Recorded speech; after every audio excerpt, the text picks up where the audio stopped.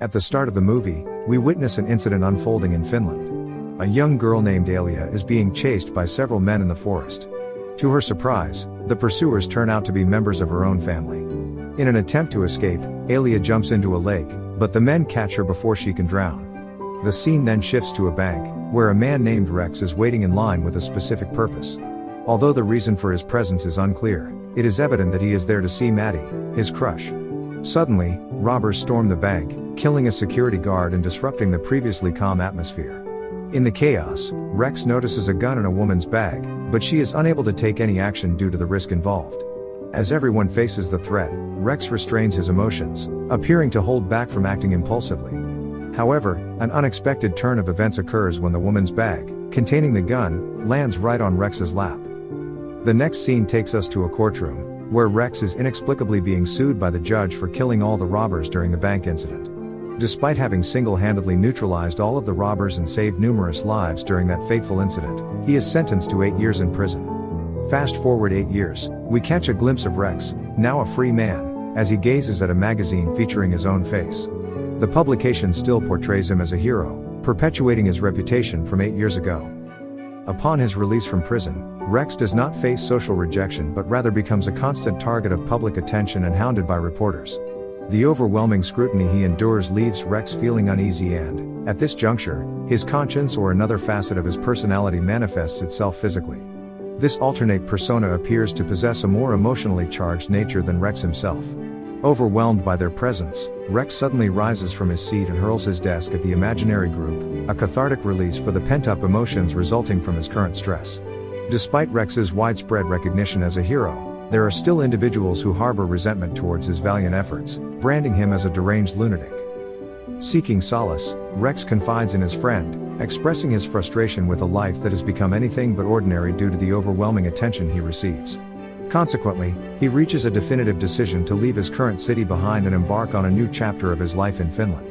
Remarkably, Rex's rationale for choosing Finland as his destination stems from a seemingly inconsequential event during his time in prison when he playfully shot a spitball that fortuitously landed in the Nordic country.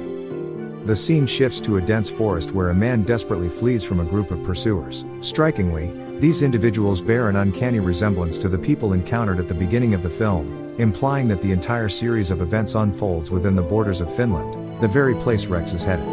The man's escape is abruptly interrupted when a menacing creature forcefully seizes him, its terrifying sounds reverberating through the woods.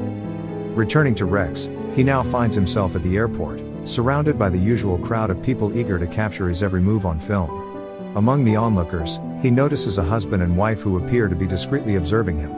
As the commotion escalates and cameras continue to roll, Rex's annoyance grows, leading him to make a decision: he will seek respite in the restroom. However, upon his arrival, he discovers the husband of the peculiar couple already occupying the restroom, unabashedly staring at Rex while he attempts to relieve himself.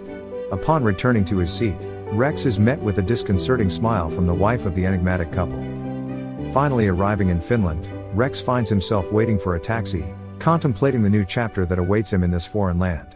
As he waits, he is observed by a taxi driver from a distance. The taxi driver swiftly cuts through the line and stops right in front of Rex.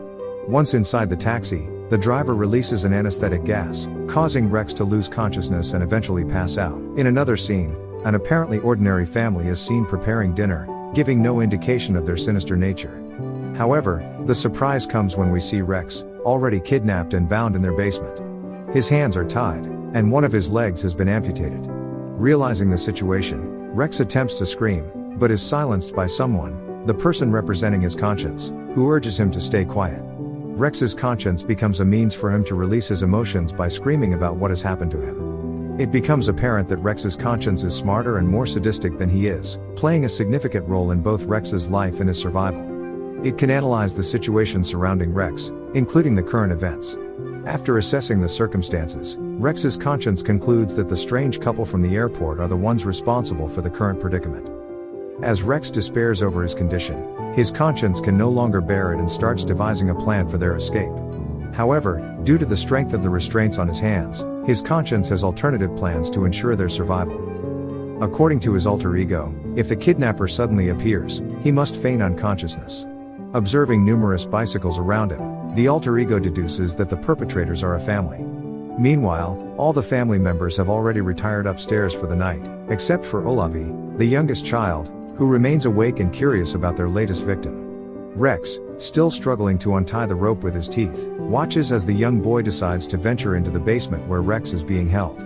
Unfortunately, the efforts are in vain as the rope proves too thick to undo. As the boy enters the basement room, Rex immediately pretends to be unconscious upon realizing that the intruder is just a child. Rex then formulates a plan to use the boy as leverage to secure his escape. He attempts to persuade Olavi before striking him in the face with his amputated leg and immobilizing him with his thighs.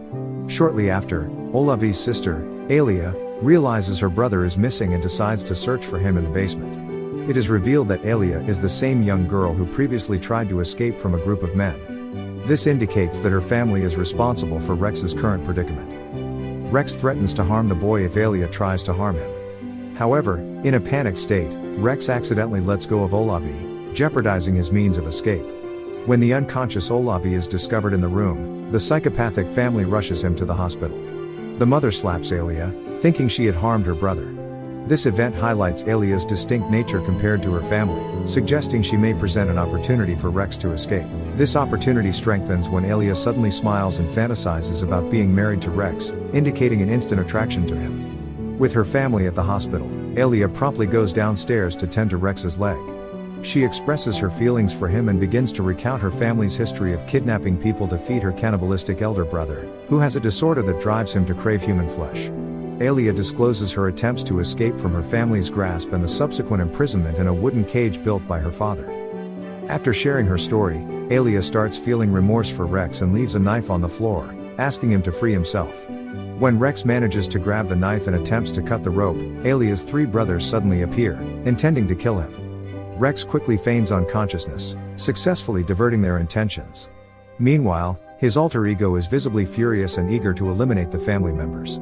It becomes evident that this cannibalistic family has chosen the wrong person to kidnap.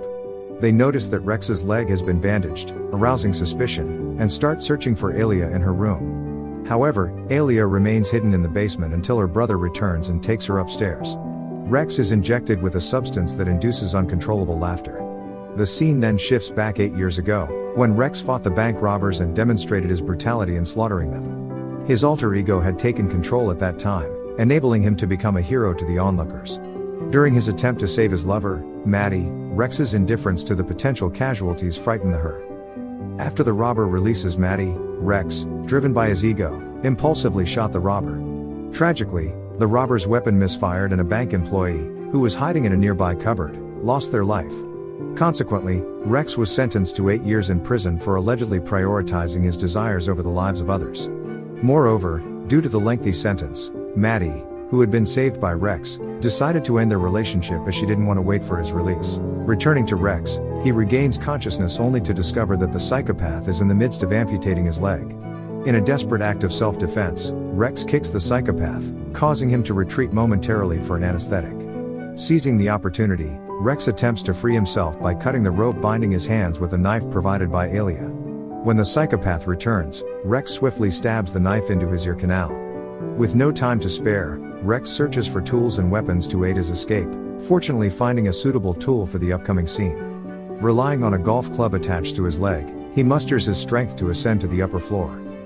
In the climactic conclusion, Rex's conscience prompts him to rescue Alia from the house. Walking out of the premises, Rex contemplates the guidance of his conscience, indicating that they have reached a decision about their future actions.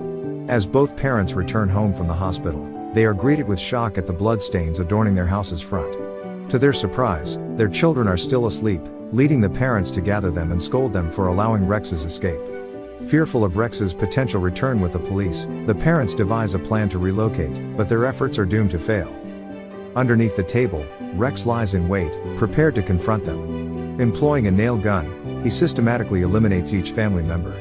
However, when Rex attempts to shoot the mother, the nail bullets run out, compelling him to strike her head with the golf club attached to his amputated leg. Witnessing the gruesome scene, the son tries to attack Rex, but is swiftly impaled by a knife, resulting in his demise. Meanwhile, Alia eliminates her mother, who has just regained consciousness. Despite the horrifying events, their freedom remains elusive as they must confront Alia's eldest cannibal brother. the monstrous figure of Alia's brother descends the stairs, setting the stage for a final showdown between Rex and the cannibal. In a fierce battle, Rex manages to cling onto the refrigerator door, only to discover a piece of his own leg inside. Filled with relief, Rex seizes the opportunity and thrusts his preserved leg into the cannibal's mouth. Once the ordeal is over, Rex and Alia embark on a journey back to America, where they choose to start a new life together. In a later scene, Rex and Alia are seen enjoying themselves with friends. However, Alia becomes jealous when one of their friends shows interest in Rex. In a revealing moment, it becomes evident that Alia possesses a similar alter ego to Rex as she fantasizes about harming the woman who stirs her jealousy.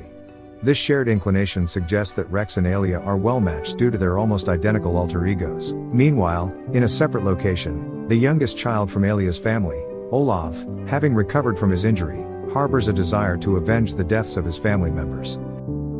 Make sure to subscribe and turn on notifications so you can watch more videos like this. Thanks for watching.